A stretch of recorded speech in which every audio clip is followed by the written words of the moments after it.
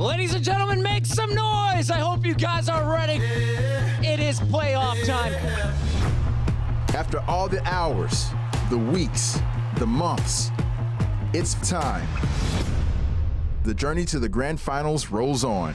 I'm going all the way. I'm going. Yeah, my blood is rebel. I'm going all the way. I'm going to another level. Oh, what is this? That is brutal. This guy is an absolute maniac. This is absolutely insane. And the rock stars of the Overwatch League continue to crank out power chords. Oh, snipe. You got rocked. It's the playoffs, baby. So strap in as only the best of the best remain. I'm going all the way. I'm going. Yeah, my blood is rebel. We know it won't be easy to hold that trophy, to wear that crown, but if you want it, come and get it.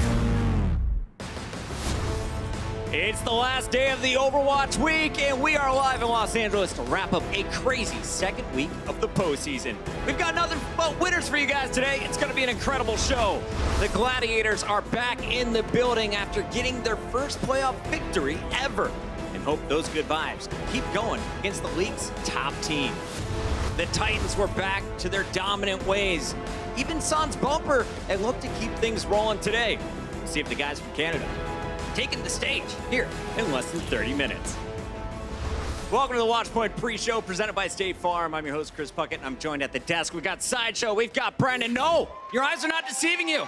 This is the wonderful caster, ready to be a blaster on the desk. It's Monte Cristo. I'm here to insult your favorite teams, and probably you. Wow. That's why we pay you very minimal bucks. We have a very packed show for you guys today, so let's start it right here as we wrap up a scintillating playoff week. We take a seat around the fire with the great Summer to hear all about the incredible path taken by the Atlanta Reign into this year's playoffs. From DeFran to an unbeaten stage, it's been quite the ride. Plus, it's time again where we're giving you the most emote-worthy moments of the week in a very special playoff edition of Emote Control. Look at that fist. Today's kicks off our winners bracket with the double elimination format. All four teams in action today will still have at least 2 games to play. In our nightcap, the NYXL look for revenge versus Atlanta after 2 regular season losses, but we kick things off with the 2 Pacific powerhouses squaring off. The LA Gladiators narrowly avoided the upset, prevailing over the Spark in 7 maps on Thursday. They know they will have to step up their game to take down their opponent, the Vancouver Titans, who look dominant as ever in their victory over Seoul. So, Brent, let's start here with the Titans. What stood out for them in their playoff victory?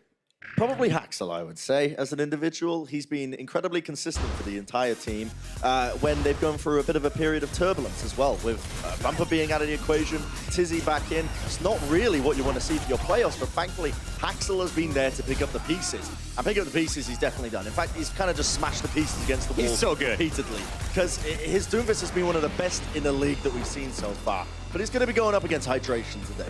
Now, statistically, you look at a lot of these numbers, the one I want you to focus on is the final blows per 10 minutes. Because at the end of the day, your Doomfist is going to be the ones who's trying to get those final blows, the insta-kills on those 200 HP squishy targets. That is the goal of the Doomfist in a lot of these scenarios. The higher your final blows, the better you're going to be doing. I'm expecting Haxel to put up similar numbers in a game today. Kill the healers, win the fight. Haxel and the Titans might strike fear into the hearts of their opponents, but that memo seemingly never got to Surefour. Here's what he had to say after his team's victory on Thursday. I think it'll be hard to tell. I think if they're playing the way we think the game should be played, then it'll be pretty even. But if they're a little bit behind on how you need to be doing things, I think we're going to have a pretty big edge. Monty, what does Surefour bring into the Gladiators that could help push them to the top here in the playoffs? First off, I admire Surefour's confidence that he has the right read on the meta and the rest of the LA Gladiators. It's pretty It's a pretty good assumption right there, starting things off. But I do think what's been working well for Surefour have been his Death Blossoms and the way that he's getting so much of the Gladiators' resources in order to pull these plays off. Look at this, Supercharger down, shield's already there, so he can come in and just spin past the enemy team's shields. This time he's got a Coalescence coming in, and if you look at that stat at the bottom of your screen, 6.43 Death Blossom kills per 10 minutes, first in the playoffs, but also that's just a crazy Death Blossom stat. But we're moving into a meta where Death Blossom has not been successful in the past because of stuns, Diva Defense Matrix. There's a lot less opportunities now to stop Death Blossom, so you're going to see more kills with it. And the LA Gladiators are so good at putting in position to get those kills. You'll see them always use the Supercharger and push really aggressively with their tank line to buy that space. And that's because their Sigma Void, who is normally going to be playing that role, plays right up at the front alongside Raw. Look at them just galloping into the front lines, putting their shields past the Huncho Sparks a lot of the time. And Void was liking to take off angles and just drive straight into them. He's got ridiculous stats on Sigma because of how aggressive they were playing. And they also have the option to sub in Hydration and play a bit more of a peeling, slow-paced playstyle if they need to. And they bring in Decay to fill in the Doomfist or the Pharah, this kind of stuff. So it gives them some adaptation on the fly as well. I think Surefour might be onto something when he thinks that his team has a bit of a read of the meta ahead of some other teams, because the teams in the lower bracket have been playing defensive and have been eliminated. Looking for a major upset today. Look for those tanks to lead the charge. The NYXL on the other side are looking to shed their playoff reputation with a franchise-defining win today. Coming up next, we'll break down their big match with the Reign. This is the Watchpoint Pre-Show, presented by State Farm. The Overwatch League is brought to you by T-Mobile, now connecting 99% of Overwatch League fans. Catch your league on America's network, T-Mobile.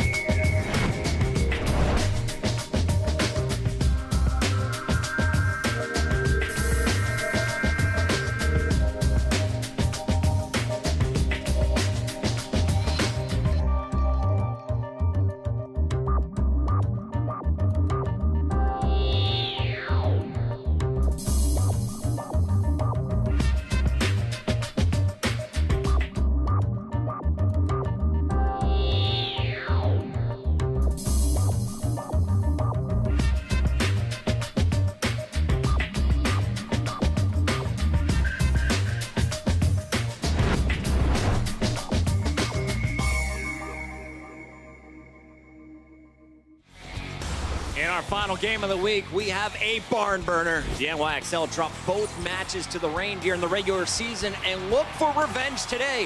While the Reign and their 10-game win streak look like one of the strongest teams yet. So Monty, let's talk about this Reign squad. What has made them look so good in the current meta? Well, I think one thing is they've simply had more practice on this patch. If we look at what their general manager, Brad, was tweeting out, he says, tough choice, but we've decided to focus this week scrims on the Sigma patch. Remember, this was before the last week of Stage 4. 3 days is just not enough time for proper meta discovery with the new hero. Can't risk our postseason hopes on potentially bad comps or strategy. So they went in with the goal of scrimming on this patch. Also, I think another thing that helps the Atlanta Reign is having one of the best academy rosters out there for them to scrim against. So they have quality opponents that they can hide strats or at least try not to give their meta advantage away against other teams inside those scrims. And Gator has also been fantastic. Gator is also a player that has defined the meta on multiple occasions, coming in and being part of the team that invented GOATs. So he's a creative player.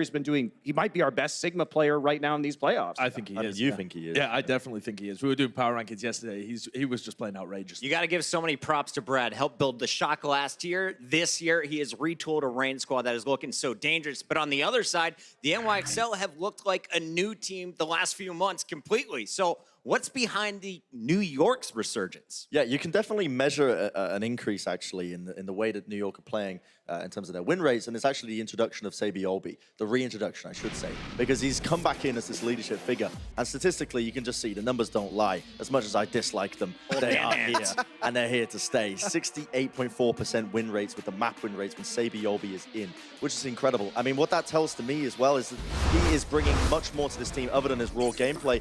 It's his shot calling, his leadership. The ult usage from New York in this London series was on point. There was never really a wasted moment. Animo always had the soundbite for the Gravital Fluxes, and Jonak was using his Coalescences not just defensively, but also aggressively when they knew the opportunities were right. That signifies to me that they have a great caller behind them, and Sabi seems to be the only really consistent factor in terms of that. And New York, they're looking like a fresh, brand new team for them after quite a rocky stage 4, so this is a good sign for them.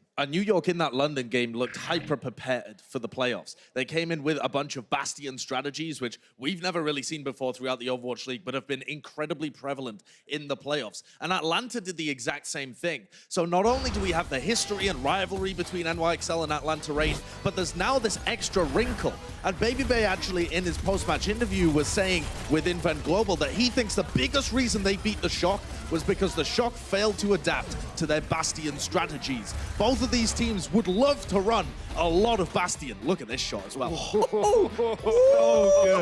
So pure. But I don't think these teams will be able to run Bastion as well against each other. Now that we've seen the strategy previewed so much in playoffs, and you've got people like Flower on one side and Erster on the other, these guys are going to be able to flex to any hero required to break the Bastion comp on the other side. I don't think we'll see teams running Reaper Doomfist into the Bastion over and over again, like we have done, unfortunately, in many series before. I'm calling that to be the match of the week. I think it's going to be insane. And we have plenty great games coming your way today, but we wanted to wrap up the season for our 2018 champs, the London Spitfire. So guys, let's give our final thoughts on the Spitfire's 2019 season and looking ahead to 2020 for London. It had very many correlations with the 2018 season, I think. It was they fairly mediocre in the regular season for the London Spitfire, didn't quite reach up to their potential, and everyone was expecting this big resurgence once we hit the playoffs.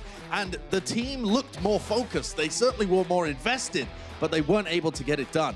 I think they have a great trio in Prophet, Gesture, and Fury, and I think Podosin is a pretty good caller as well that they can build around.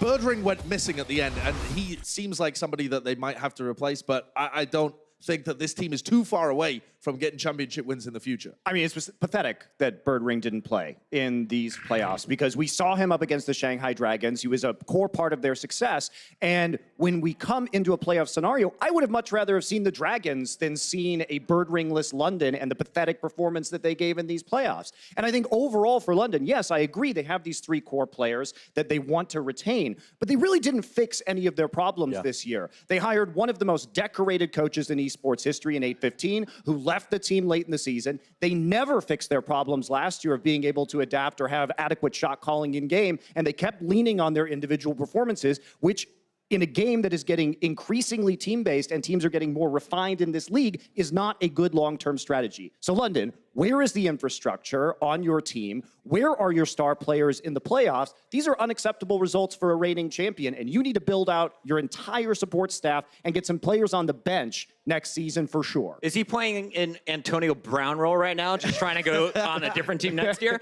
Who knows? I mean, he's famously inconsistent as it is, so I'm not sure his value is very high right now. I think you've hit the nail on the head there, Monty. But I will say this, it's a good thing that UK people are already expecting disappointment, just in general with the UK teams, because it happens all the time as well in UK sports. So, I mean, they're just carrying on a legacy, as any good UK team would.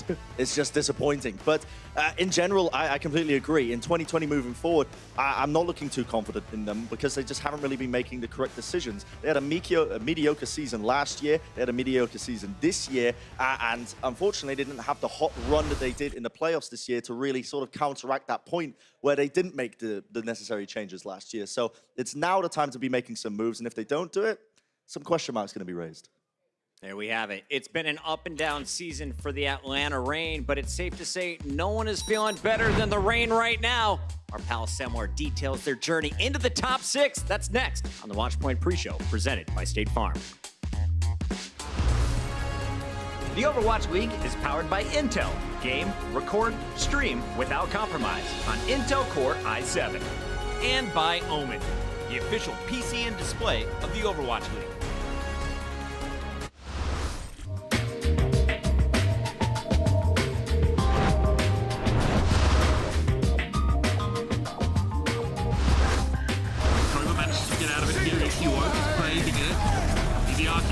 Poco trying to get that finish on him, and he does. Drops him down. Accretion on Coma. Poco gets the finish. This is looking good for Philly now. Here it is, though. Thrown up, but they've already lost 2. The flank from EQO. That might be what saves Philly here. It gets in. Dio eventually removes him, though. Staying charged up now. There are plenty of barriers for him to keep that beam on. Carpe tries to step up. He gets hosed out by Dio. Oh, this is all sorts of wrong. The escape. There's the escape. Right on through, right on the top. Hotma splattered flat. Now Eileen's gone as well. Rio's not going to be run long either. Fizz on a murderous tear. Wiping him out. Oh, finally some huge value from Hotma. Does get a couple onto the point, and that might just save it for Guangzhou. Unreal. And of course it's Hotma, Hex. Of course it's Hotma. Jack of all trades. Exactly. He's Master of most. Back safely. The Jeffster's under pressure now. Finished off. Profit takes the out of the sky. It drops down. He nearly finds Coma. He's still chasing. He's in the back line. Profit's on a tracer, and he is wrecking your team.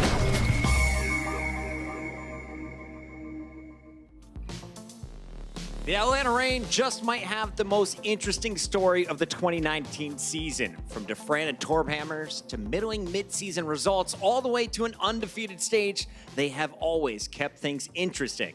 And our good buddy Semler, well, he's got a story for you all in our last edition of Master Path Theater.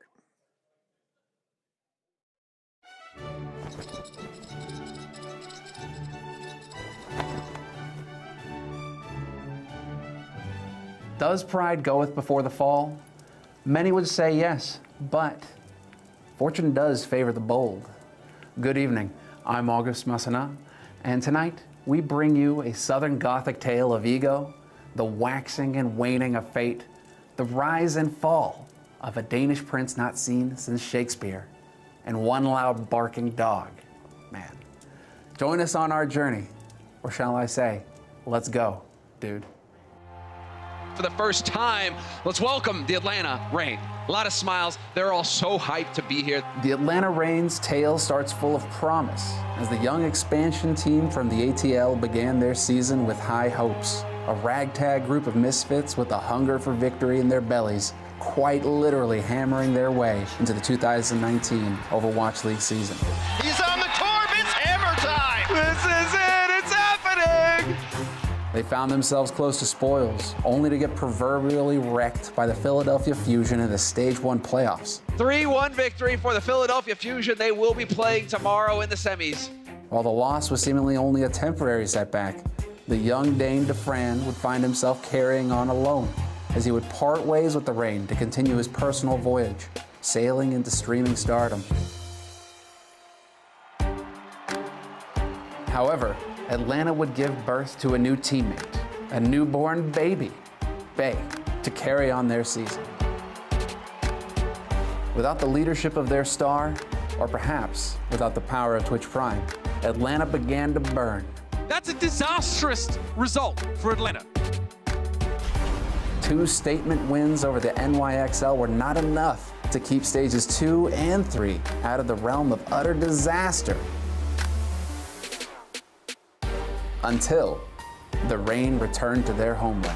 That is how it ends. Atlanta Reign definitely going home happy here. Like a phoenix rising from the ashes, the Reign flew to great heights and racked up 2 wins in front of their down south home crowd. But the transformation didn't stop there. With a new meta and new confidence, the Reign scored win after win after win after win. A 9-0 run. A perfect stage, and without a loss since June, Atlanta secured its spot in the top 6 for season playoffs. Atlanta reigns undefeated in Stage 4 of Overwatch League 2019. They say you can feed your ego, and you can feed your soul, or you can just feed. Cruz is a feeder! Throughout the season, Dustin Dogman Bowerman has let the Reign's adversaries know he will call out their weaknesses. As Atlanta enters playoffs with a renewed confidence, we shall see if the boastful do get their comeuppance.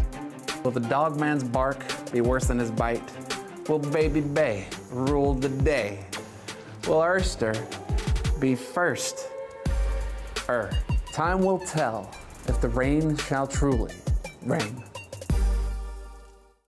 Oh, God, I love me some Zelmer. It's time for a playoff edition of State Farm's Emote Control, where we give you the most emote-worthy clips of the week. Starting with this one, baby. The Shock's Moth decided Atlanta needed to purify themselves in the beautiful Italian waters of Rialto. Not one, not two. He got 4 folks with this one. Fellas, what's the reaction? Oh, It's That's so spicy. good. That's so good. I just think it's hilarious. How do you get it on back-to-back right clicks too? He just came around for another Yeah, pass. it's kind of heartbreaking, actually. This might have been Moth's face. Gotta love it, gotta love it. Not everything was going swimmingly, though, for Moth and the Shock, though. After dropping the 7th map to Atlanta, he looked just a little surprised. Some would say he almost looks like an emote. That's brutal, though. That face is the embodiment of the C9. Yeah, It's the it moment really is. I've his felt that heart broke. feeling before as well, when you know something's gone horribly wrong, but there's nothing you can do to fix it. That's how your teammates feel when you play in ranked. Hey, sub now, kids. Get your Moth face. Our insider, Emily, interviewed Gushue after their tough loss to the Gladiators, and an unexpected guest crashed the party. Just stopping by to say hello. Thanks, Shore4. I love this as well. Emily was like, hey, Shovo, you can join us if you want, like, joking. But Shovo was like, yeah, I will. I will stay now. I'm just going to rock up into the shots. Give Gushue his space. He's trying to rally himself. It's like a after loser's loss. interview as well. I know. We'll just go Monty, explain your potato face. I mean, this is mildly excited sideshow. There we go. All right, we're going to switch gears for this last one. After a heartbreaking loss to the Spark, Jaehong and Toby put their emotions on their sleeves. Nothing but love for these two legends. Yeah, I don't have an emotion for this, honestly. Not that, I just don't think anything can really summarize that clip in general. Because I don't think we've ever seen anything in the league that showcases how much it really means for these players in the playoff scenarios. I mean, if you don't feel anything from watching that clip, I mean, you've got a heart of stone, honestly. It's outrageous. It's one of our most iconic moments of this year, I think. Absolutely. And I think that's why I'm so excited about it, honestly, is because I think it took a lot for Jaehong to go out there and express his feelings to his fans. It's really... Especially Toby as well. Yeah. He came up afterwards when Jaehong's doing the interview. Like, I've got something else to say. I thought it was a great moment. Yeah. Love these guys. We're tearing up on the desk, but we are just minutes away from kicking off the winners bracket. Some of our biggest stars take the stage and look to get one step closer to the grand finals in Philly. Stay tuned to see who we think is moving on. That's next on Watchpoint. Support your team with the official Overwatch League Coca-Cola bottles at CokeStore.com. Ships to all 50 U.S. states, Washington, D.C., and U.S. P.O. boxes.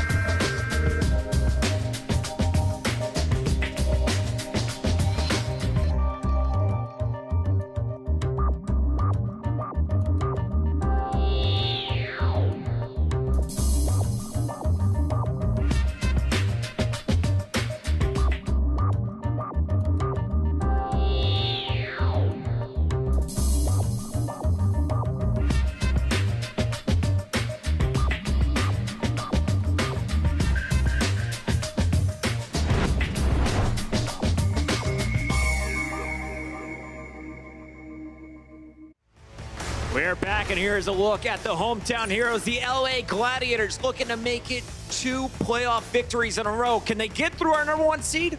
We are about to find out. On the other side, they have been juggernauts since the very start of the season. One of the most impressive performances we have seen in the Overwatch League. The Titans remain the favorites in our winner's bracket today. The winner of this match will move on to play the winner of Atlanta and New York next Friday for a spot in the grand finals, while the loser will head to the loser's bracket and will need to win 3 more matches next week to make those finals in Philadelphia. Here's how our analysts think the winner's bracket today will shake out, though. Monty is on his own with the NYXL getting revenge over the Reign. Bren is on an island picking the Gladiators to upset the Titans. So, Bren, Monty, let's start this one off. 30 seconds on the clock. Defend your picks. I was torn with this one, honestly, in a lot of ways. But I actually do believe that Shawfall's onto something when he says that his team is kind of figuring out the meta before anyone else. I think aggressive playstyles are the way to go. We saw it with triple tank, triple support, the GOATS meta. Teams like San Francisco, Titans, dominated with an aggressive playstyle. You give less time to react for your opponents. I think it's the superior strategy. If anybody's going to respond, though, will be the Titans, who have had an aggressive playstyle all season. I don't think that they were challenged particularly heavily in their first match of the series. They're still looking really good, and Hawksall might be the best Doomfist in the league. So I'm going to go with the tried and true. Monty, it's the playoffs. You're a special guest. I'm making you go 2 rounds. This time, take on the great Sideshow Wilkinson, NYXL versus Reign. Defend your picks. Okay, you said that Haxel might be the greatest Doomfist in the game. I would give you Erster. Erster's been outrageous in the games that he played so far, and Atlanta are looking so clean. I mean, I think the NYXL, we don't really know how good they are because of how hard they rolled over London, and they only really used the Bastion strats. I think they're going to have those strats and come out with even more today. But again, we haven't had a good look. I am not at all confident in this NYXL pick. Yeah, I would have Atlanta as one of the favorites to go through this bracket at the moment as well. But perhaps that's a bit of bias because they beat the Shock, who most people would have expected to be that team anyway. Monty, I have NYXL moving on in my bracket, so I need to know who is the most important player to get that victory. We got 10 seconds. I think Sabiolbe is coming back and playing a lot of really good hit scan in the Bastion right now, so I'm going with him. I love the pick. There we have it, guys. Enjoy the games. That was your Watchpoint pre-show presented by State Farm.